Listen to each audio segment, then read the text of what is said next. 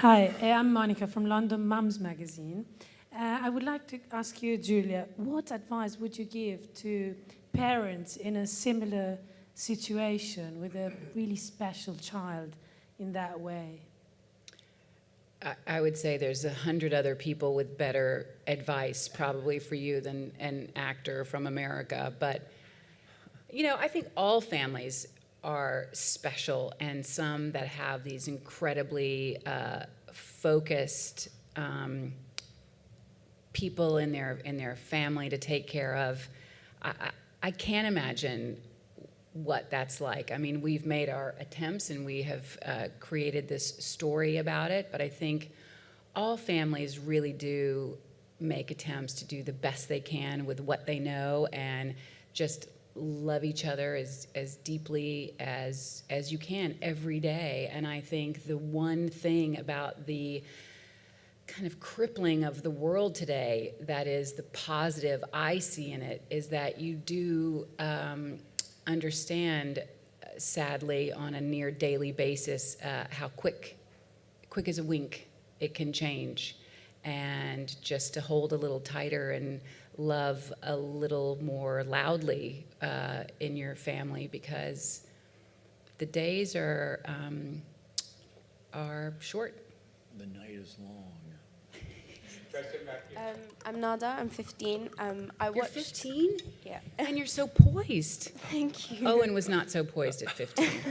17's where I really hit my groove. I watched Wonder with my mum, who's here with me today, and we both really loved the support that you gave Augie as his mother. You know, themes of fitting in, especially bullying, are universal. How do you think the film will help all young people with the tools to deal with our own challenges?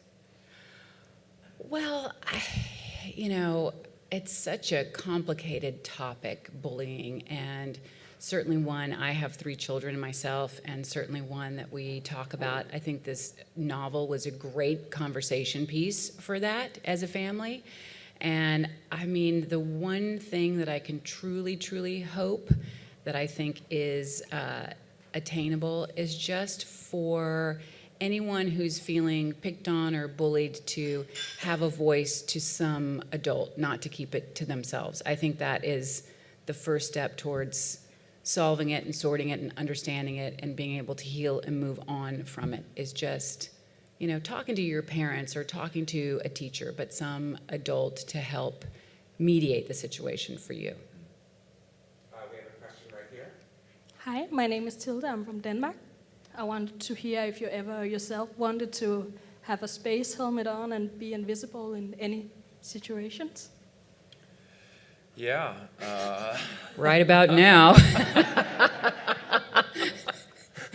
That's good. I think, I think everybody, but, you know, that right, if you had a superhuman power, I bet that being invisible is right up there. But, yeah, kind of wanting to just sort of, I think that feeling that you have as a kid of wanting to sort of blend in and fit in is, you know, it seems to be pretty universal with kids, unless you're, you know, a very strong person. And yeah, and that kind of continues sometimes into being an adult. We have a question right here. I'm JD, and I just wanted to ask, what's your favorite funny moment behind the scenes? You know, it's actually, it wasn't really, it didn't end up being behind the scenes, because then we used it in the movie when I give, you know, Julia gives me her manuscript, and then I give her a present, and then when she opens it, that was, you know, that was something from behind the scenes, and but luckily you got to sort of see the reaction to it there in the movie. But He wasn't supposed to give me a present yeah. in the scene. I was supposed to Or that present present. him. But were you supposed to give me any present? No, You're just no. such a giver. Well, it was, I just, you know, remember how excited I was that day? I go, I have an idea. That was pretty funny. It was pretty funny. We have a question right here. Good morning, I'm Christy, and thank you for the amazing movie. The slogan and the hashtag of the movie is Choose Kind. So I would like to know, both of you, can you recall a moment in your life when somebody's kindness has saved your day, and in the opposite, when your kindness has saved somebody's day? I think yesterday, that nice man whose birthday it was that came in and talked to us, he put a smile on our face for the rest of the day, and he told us such a sweet story. Yeah, about being in school, and there was a classmate that had been in an accident and been And he was slightly new disfigured as a senior. And the guy reached out to him 20 years later. or 40 something, years later. 40 I'll years just keep later. adding the true elements. And saying that he, had always appreciated this guy's kindness to him, and it had always meant a lot to him. Because he was the only person that had been kind to him in the senior year. Yeah, yeah. So 40 years later, he reached out to this man to say, it still means something to me to this day that year you were the one person who was truly kind to me. I think we were all kind of in tears at the end of it. Yeah. It was so sweet. I think so. Yeah. Question back here. Hi, I was wondering if you could elaborate a little bit about your relationship with the book, whether you'd read it before the movie was offered to you, to both of you. I hadn't read it. I didn't know about it, and I had gotten an email from Stephen telling me about the story that he was working on. So that was my introduction to Wonder, was just reading the script. And but you had actually been, you'd read the book, gotten the book, you'd read about it in the New York Times, and then gotten the book to give it He's to one of listening your to me when I'm kids. talking. Yeah. Keep going. And then what Gotten it to one of happened? your kids, and then, the way life gets hectic, somehow it got put on a shelf, and then a couple years later, you see the book, and you're like, gosh, It this wasn't is a that couple years. book, but I don't quite remember it. Let me read it to make sure it's appropriate for the age that my kids are now. And then you read it over a weekend and just loved it, and on Monday announced to the family that we're going to be, I think I've got a great new book for us to read as a family. And then This is so read good. it out loud. You guys read it out loud? Yes, we together, did. Right? Mhm. Not in one sitting. Not but, in one, no. Yeah. And everybody, it was one of those ones that, just generated a lot of dinner conversation, because people would be like, well, I felt this way. And He's absolutely, I'm Yeah. thinking it and he's saying it. This is Yeah. incredible. Yeah. Let's do this all day. Okay, keep going. And then what happened? And then you called your agent. You said, I don't know if, I'm sure something's already happening with this, or maybe it's already been made, but if it hasn't been, I would love to throw my hat in the ring, because I'd love to play the mother.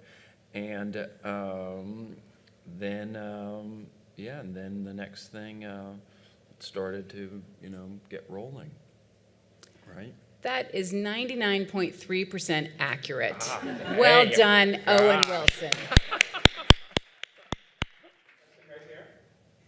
Hi, I'm Claudia, and I just wanted to ask, what would you say to someone who's struggling at school and trying to fit in? What advice would you give them? That's such a tough one, because you don't want to, they're struggling, meaning they want to fit in, but they're having a hard time.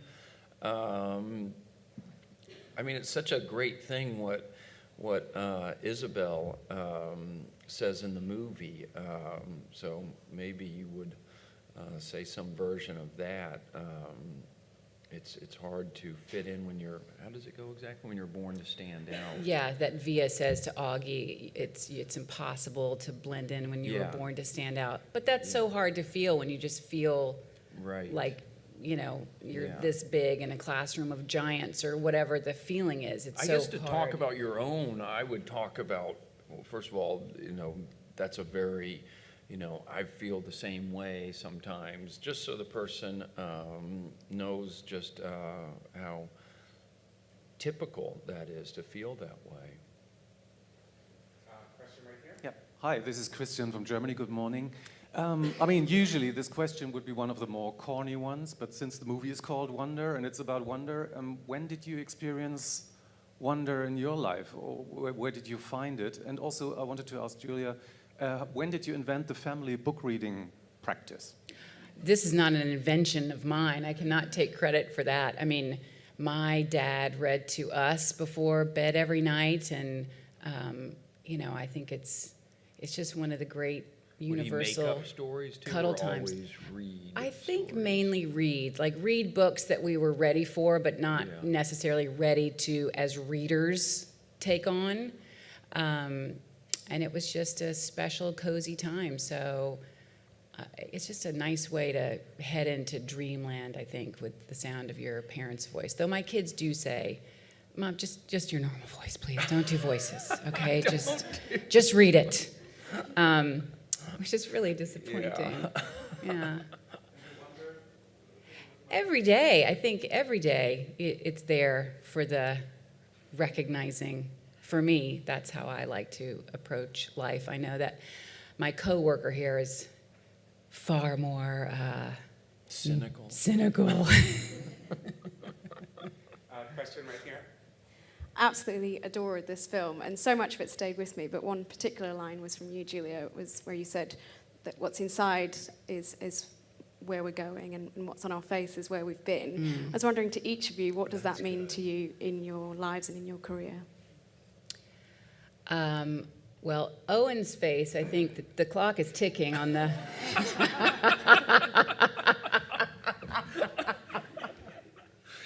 I shouldn't have said that. Minutes. Oh, we should speed things along. No, I think it's true, though, and it's sweet and it's wonderful, and I think all your life experience on your face ultimately, I think for both of us, shows a happy life. I think we're lucky people, and yeah, it's true. My mom worked with the photographer Richard Avedon for 10 years on this In the American West project, and he said to my mom about that people get the face they deserve, and that could sound kind of chilling or sound really good, but what I thought that he meant is that, you know, that sometimes your personality just comes through on with your expressions, the way that sometimes you're just drawn to a person just because you just sort of feel, God, that person just seems like really like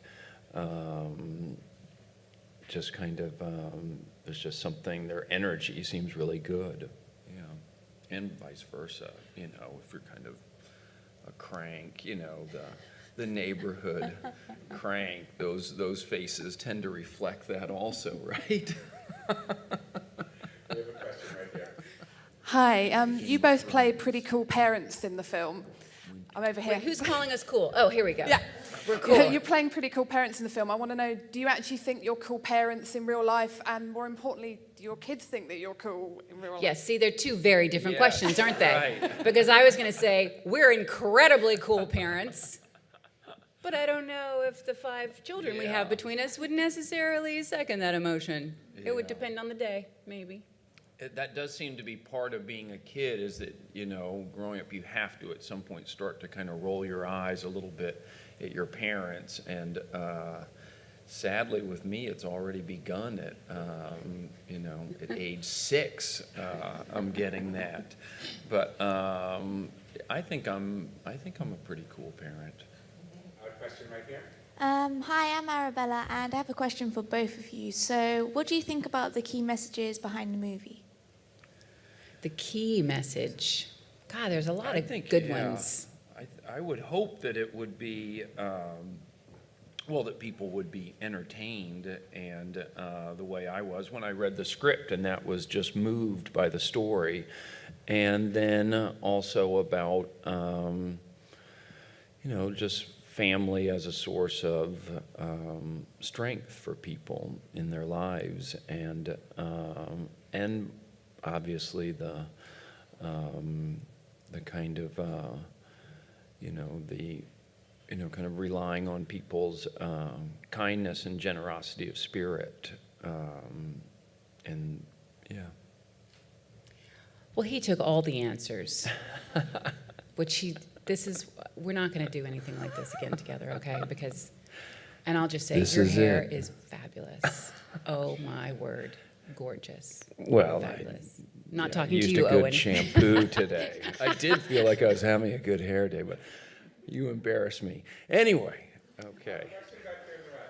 It's Thomas from German Radio. Film is much about giving same attention to both children. How do you give same attention to your children? You have to be careful with that, obviously, because I'm the middle of three, and sometimes you do feel like your parents, had favorites or have favorites, and because they do. Because they do, yeah. I actually came across a note that my dad had written saying, Luke is my favorite. There, I've said what the other two believe, but he's my favorite not for the reason they think he is. He's the favorite because he's always available to go do stuff, and the other two are off, have already sort of begun with their kind of friends and, doing their own lives, and Luke was still around to sure, I'll go down to the office on Sunday. Though. Yeah, it was really nice. Yeah. But I know it still hurts. Yeah, it does. Hi, this is Patrick from Germany. Julia, you seem to be sticking to a very strict one film a year rule. So how easy is it to find the one film that you want to do, and is it easy to say no to all the others?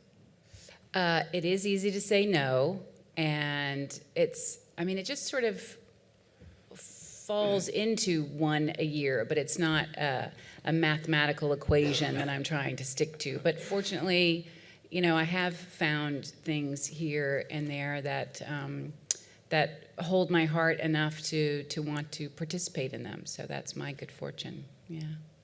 Last question, right over here. Actually, this carries on probably quite well. Last question, no pressure. Oh my It God. better be the best one. That's a nightmare.